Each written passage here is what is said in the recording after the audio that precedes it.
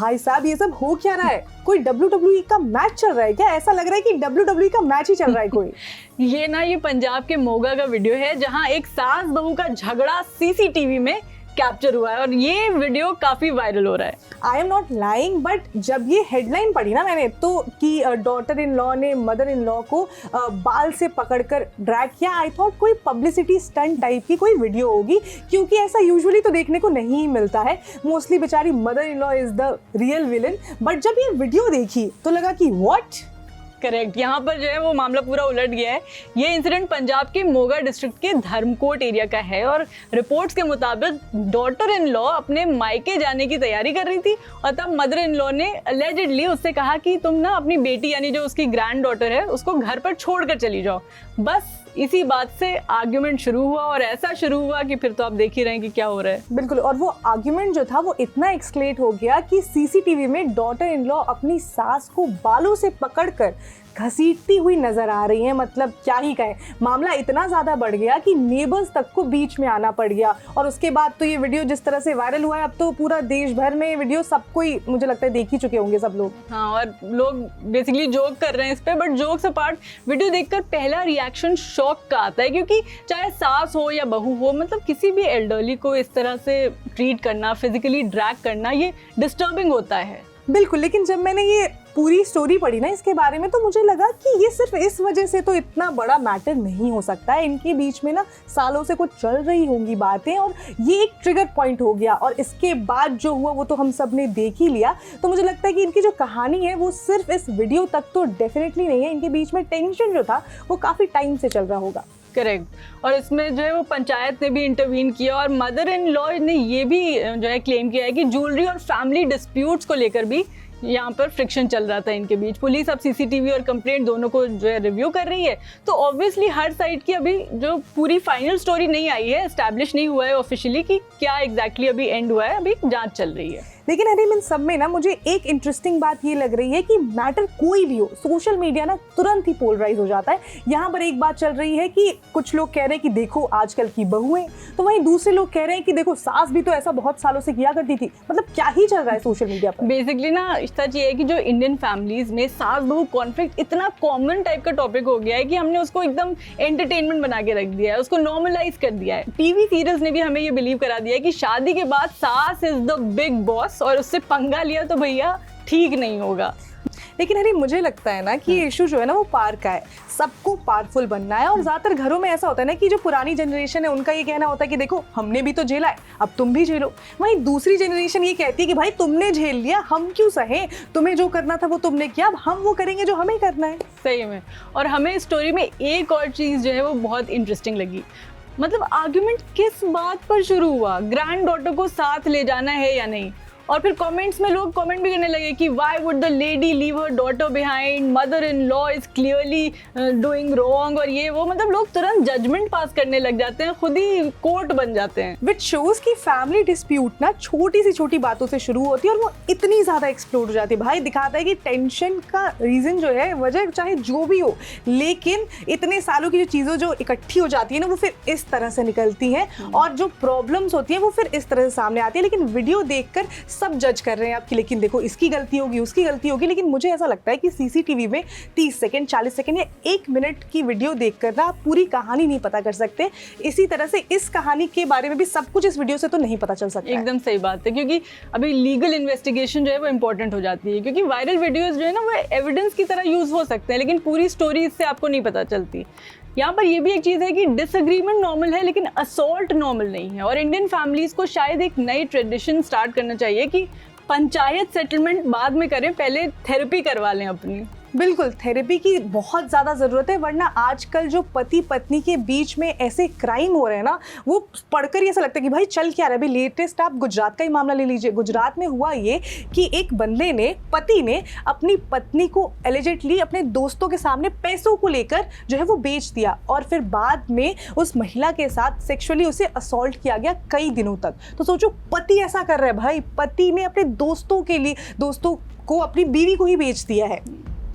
और इसमें जो सबसे बिजार पार्ट है कि उसकी मिसिंग कंप्लेंट जो है वो हस्बैंड ने खुद ही लिखवाई थी। और जब आप सरफेस पर देखते हो तो लगता है कि ये एक शॉकिंग क्राइम स्टोरी है, लेकिन अगर आप थोड़ा और सोचो ना तो सवाल सिर्फ क्राइम का नहीं होता है, सवाल ये है कि आखिर कोई इंसान अपने पार्टनर को इस तरह कैसे ट्रीट कर सकता है ना। कि मतलब मैरिज एक रिलेशनशिप है, कोई आपको ओनरशिप सर्टिफिकेट नहीं मिल जाता है उसका। बिल्कुल, और ये बात सबको समझने की काफ़ी ज़्यादा ज़रूरत है। और सबसे ज़्यादा स्ट्रेंज बात ये है कि पूरे के पूरे केस की बात पता कैसे पता चली हरीम, कि एक मिसिंग कंप्लेन करवाई गई, और ये मिसिंग कंप्लेन जो थी वो हस्बैंड ने खुद पुलिस के पास जाकर करवाई कि देखो मेरी वाइफ जो है वो कुछ दिनों से गायब है। नॉर्मली पुलिस क्या करती है, वो इन्वेस्टिगेट करती है, लेकिन फिर हुआ ये कि कुछ दिनों बाद ना पति भी मिसिंग हो गया, और फिर पुलिस को लगा कि देखो मामले में ना कुछ गड़बड़ जो है वो हो सकता है, और पुलिस ने फिर और ज़्यादा डीपली इस मामले को इन्वेस्टिगेट करना शुरू कर दिया। और जब पुलिस ने ट्रेस करके उस औरत को लोकेट किया और उसका स्टेटमेंट रिकॉर्ड किया, तब अलेजेडली पूरी कहानी सामने आई।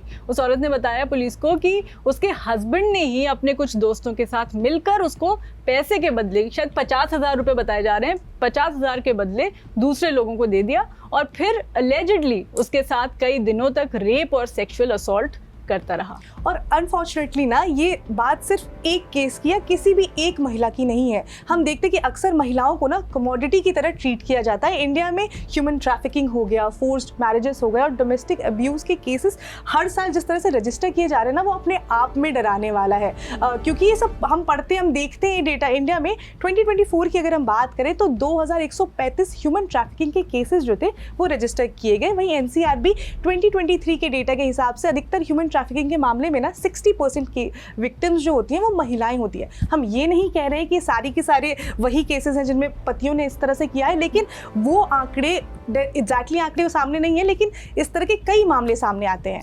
और पता है जब क्राइम अगेंस्ट वुमेन हम लोग सुनते हैं तो दिमाग में आता है कि बाहर वाले लोग जो है ना वही होंगे क्रिमिनल्स, लेकिन रियलिटी में कई बार ऐसा होता है कि एक्सप्लॉयटेशन जो है वो घर से ही शुरू होता है। फैमिली मेंबर्स, रिलेटिव्स, स्पाउसेस, कई केसेस में अक्यूज्ड वही लोग होते हैं जिन पर जो है विक्टिम जो है वो ट्रस्ट कर रही होती है। तो मतलब NCRB 2024 के हिसाब से क्राइम अगेंस्ट वुमेन में 4 लाख से ज़्यादा केसेस रजिस्टर किए गए, जिसमें से 1,20,000 से ज़्यादा केसेस यानी करीब 27% क्राइम क्रूल्टी बाय हस्बैंड और हिज रिलेटिव्स के मामले थे। मतलब इसमें 4 क्राइम्स में से लगभग 1 क्राइम ऐसा था जहां आरोपी कोई अनजान नहीं था, बल्कि पति या उसका परिवार का ही मेंबर था। मुझे तो ये समझ नहीं आता कि ये सब पढ़ने के बाद ना ऐसा लगता है कि इंसान शादी कैसे कर सकता है। और ये प्रॉब्लम जो है ना वो हरीम, वो इंडिया की नहीं है। अगर हम ग्लोबल एग्जाम्पल्स देखें तो उसमें भी ये पैटर्न जो है वो काफ़ी डिस्टर्ब करता है। जैसे फ्रांस का जो पेलिकोट का केस था, उसको हम कैसे ही भूल सकते हैं। बिल्कुल, कैसे भूल सकते हैं इज द क्वेश्चन, क्योंकि एलिगेशंस ये थे कि उसने सालों तक अपनी वाइफ को ड्रग करके अनकॉन्शियस रखा और फिर दूसरे आदमियों को उसके साथ सेक्सुअल एक्ट्स करने को दे दिया। जब वो केस कोर्ट में गया तो पूरी दुनिया शॉक हो गई थी। हालांकि बाद में वो कॉन्विक्ट भी हो गया, और हमें लगता है कि उस केस ने एक ना इम्पॉर्टेंट चीज़ और सामने रखी है कि कंसेंट जो है वो उसका मतलब क्या होता है और वो कितना इम्पोर्टेंट होता है। हरी, मैं बताना चाहूँगी कि ये अकेला मामला नहीं है। इटली से लास्ट ईयर ही एक और इसी तरह का स्कैंडल सामने आया था, जिसमें कि एक फेसबुक पेज था जिसमें करीब 20,000-30,000 लोग थे उससे कनेक्टेड थे। 2019 से वो पेज एक्टिव था, जिसमें कि आदमी जो थे वो अपनी पार्टनर्स, गर्लफ्रेंड्स और वाइफ्स की जो फोटोग्राफ्स थी ना, पर्सनल एंड प्राइवेट फोटोग्राफ्स, उसे शेयर कर रहे थे। मतलब आप सोच सकते हैं कि किस तरह का स्कैंडल जो है वो चल रहा है। फिर 2025 में कंप्लेंट्स होने के बाद उस पेज को बंद कर दिया गया था। और हमें तो इस तरह की मेंटालिटी ही नहीं समझ नहीं आती है स्वर्णा। मतलब हमें लगता है कि इसका जो रूट कॉज है कि विमेन को इक्वल ह्यूमन बीइंग्स के बजाय आप ना ऑब्जेक्ट की तरह समझते हो, कभी कंट्रोल के थ्रू, कभी वायलेंस के थ्रू, कभी एक्सप्लॉयटेशन के थ्रू, लेकिन आप उसको ऑब्जेक्टिफाई ही करते हो। तो सही बात है, तभी तो मुझे लगता है कि हम इस पूरे समाज में ना औरत को औरत नहीं समझते, उसके अलावा सब कुछ समझ लेते हैं। तो मुझे लगता है ना कि गुजरात का जो केस है ना, सिर्फ गुजरात की स्टोरी नहीं है, ये एक रिमाइंडर है कि जेंडर बेस्ड जो वायलेंस है वो एक ग्लोबल इशू है। उसके नाम बदल सकते हैं, केस की हेडलाइंस बदल सकती है, लेकिन जो पैटर्न है और ये पूरी की पूरी जो केसेस है वो मिलते जुलते ही रहते हैं। और मतलब ऑडियंस से भी हम ये पूछेंगे कि जब इतने अलग अलग देशों में, अलग अलग कल्चर्स में सिमिलर पैटर्न दिखते हैं, तो क्या प्रॉब्लम सिर्फ लॉ की है? आई डोंट नो, मतलब या फिर सोसाइटी को भी अपनी सोच के बारे में सोचना चाहिए। अनकंफर्टेबल क्वेश्चन सोसाइटी को भी फेस करने चाहिए। बिल्कुल, एक तरफ ना हमें एक ऐसा केस के बारे में पता चलती है जहाँ पे शादी के बीच में रिस्पेक्ट नहीं थी, कंसेंट नहीं था और इस तरह से ट्रस्ट तोड़ा गया। वहीं दूसरी तरफ अगर हम एक केस देखें तो आंध्र प्रदेश से एक केस काफ़ी ज़्यादा वायरल हो रहा है, जिसमें एक पिताजी हैं, उन्हें अपनी बेटी की शादी करवानी है और जो प्रोस्पेक्टिव ग्रूम है उसका वो ट्रैफिक चालान रिकॉर्ड चेक करने के लिए वो पुलिस स्टेशन पहुंच गए हैं। पहली बार मैंने ये पढ़ा था ना तो मेरा रिएक्शन था कि क्या ट्रैफिक चालान, मतलब उससे तो क्या ही हो जाएगा। हम ये देखते हैं ना कि जब शादियों के लिए लोग बैकग्राउंड चेक कर रहे होते हैं तो सैलरी देखते हैं, फैमिलीज देखते हैं कितना कमा रहा है, फैमिली कैसी है। यहाँ अंकल तो उठे और सीधे पुलिस स्टेशन पहुंच गए कि बताओ इस लड़के के खिलाफ जो चालान है वो कितने ज़्यादा है। और ये ठीक भी है, जिस तरह से रोड रेज के जो केसेस है वो बढ़ रहे हैं तो ये चेक करना मुझे लगता है इंपॉर्टेंट भी है। जैसे कि NCRB 2024 का डेटा बताता है कि नेग्लिजेंस ड्राइविंग की वजह से करीब 1.81 लाख लोगों की जान जो है वो गई है, यानी कि इंडिया में हर दिन 495 लोगों की मौत जो है वो सड़क पर होती है। लेकिन जितनी अजीब ये अंकल की अप्रोच लगी, हमें तो उतनी इंटरेस्टिंग लगी एक्चुअली, क्योंकि उनका लॉजिक था कि अगर कोई बार बार रैश ड्राइविंग करता है, ड्रंकन ड्राइविंग में पकड़ा जाता है या रूल्स तोड़ता है तो शायद मतलब उससे वो ये समझ सकते हैं कि वो कितना रिस्पॉन्सिबल है, कितना डिसिप्लिन्ड है। और तो इस बारे में अगर पता करना है तो ये एक अच्छा तरीका है। मुझे लगता है अंकल ने काफ़ी इंटेलिजेंट तरीके से ये सोचा। और ऑनेस्टली मैं सोच रही थी ना कि हम शादी के लिए कितनी अजीब अजीब चीज़ें देखते हैं, वही वाली चीज़ें कि 6 डिजिट है या नहीं सैलरी में, घर कैसा है, पढ़ाई लिखाई कैसी है और पता नहीं क्या क्या क्या। लेकिन इन सब में ना जो पर्सनालिटी और बिहेवियर है उन सबको प्रैक्टिकली तरीके से एक्सेस करने का कोई तरीका ही नहीं है। हमें पता ही नहीं चलता कि वो इंसान कैसा है भाई। करेक्ट। और इंडिया में जो मैरिजेस को लेकर जो डिमांड्स की लिस्ट है वो कभी कभी जो है ना वो जॉब इंटरव्यू से जो लिस्ट है उससे भी लंबी हो जाती है। अगर आप देखो तो ग्रूम साइड को जो क्या चाहिए, उनको IAS चाहिए, इंजीनियर चाहिए, वर्किंग भी हो लड़की और घर भी संभालती हो। और जो ब्राइड साइड है उसको वही 6 फिगर सैलरी, ओन हाउस, मतलब उसका खुद का घर हो, वही फॉरेन ट्रिप्स करता हो, मतलब एक्सेल शीट बन जाती है इस तरह के एक्सपेक्टेशंस की। बिल्कुल। और फिर भी इतनी ज़्यादा चेकिंग के बाद जो मैरिजेस हैं वो सक्सेसफुल होंगे या नहीं होंगे इसकी गारंटी कोई नहीं देता है, क्योंकि हम सैलरी तो वेरीफाई कर लेते हैं, डिग्रीज भी चेक कर लेते हैं, लेकिन टेम्परामेंट वेरीफाई नहीं करते। ये नहीं देखते कि उसके अंदर पेशेंस कितना है, ये नहीं देखते कि वो सामने वाले की रिस्पेक्ट करता है या नहीं करता, ये नहीं देखते कि वो सामने वाला इंसान कैसा है। और इसीलिए जो है हमें ये आंध्र प्रदेश वाले जो फादर हैं इनकी अप्रोच थोड़ी अनयूजुअल होते हुए भी काफ़ी इंटरेस्टिंग लगी।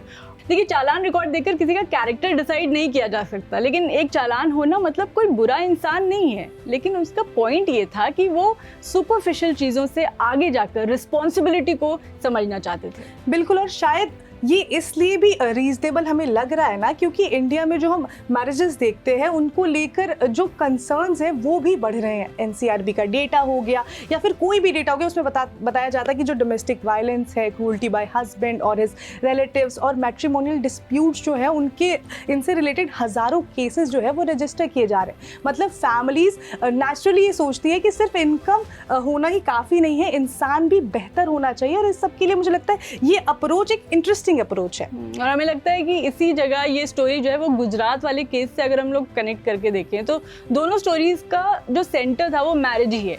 एक स्टोरी में एलिगेशंस हैं कि रिलेशनशिप के अंदर ट्रस्ट का मिसयूज हुआ, और दूसरी स्टोरी में एक फादर शादी से पहले ही ये समझने की कोशिश कर रहा है कि सामने वाला इंसान कितना रिस्पॉन्सिबल है। बिल्कुल। और ये सारी चीज़ें ना बता रहा है कि शादी में कितने सारे फैक्टर्स होते हैं और किन सब चीज़ों पे ध्यान देना चाहिए, क्योंकि अल्टीमेटली शादी पैकेज और बायोडेटा के बीच नहीं होती है, शादी 2 लोगों के बीच में होती है और हम ये भूल जाते हैं। लेकिन मतलब जोक्स अपार्ट, इस स्टोरी का जो बिगर टेक अवे है वो ये है कि फैमिली स्लोली प्रैक्टिकल क्वेश्चंस पूछना शुरू कर रही हैं। कितना कमाता है के साथ साथ कैसा इंसान है, ये इंपॉर्टेंट चीज़ है जो पहले लोग मिस करते थे। होपफुली अब ऐसे ही चीज़ें होती रहेंगी तो ये पॉजिटिव चेंज की एक निशानी हमें दिख रही है। बिल्कुल। पॉजिटिव चेंज लेकिन तभी आएगा, मुझे ऐसा लगता है ना, कि जब जो क्राइम अगेंस्ट वुमेन है वो घटेगा। लेकिन जो डेटा है वो कुछ और ही बताता है। NCRB 2024 की रिपोर्ट के हिसाब से इंडिया में साल 2024 में 5737 डाउरी डेथ्स हुई हैं। मतलब कि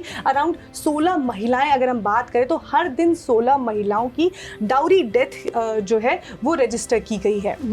सही बात है। और ये बात हम इसलिए कर रहे हैं क्योंकि सुप्रीम कोर्ट ने एक बहुत ही सिंपल सा सवाल पूछा है। सुप्रीम कोर्ट ने कहा कि why do boys marry girls and then insult them and their families. और ये सवाल कोर्ट ने किसी रैंडम डिस्कशन में नहीं, एक डाउरी हरासमेंट केस सुनते हुए पूछा।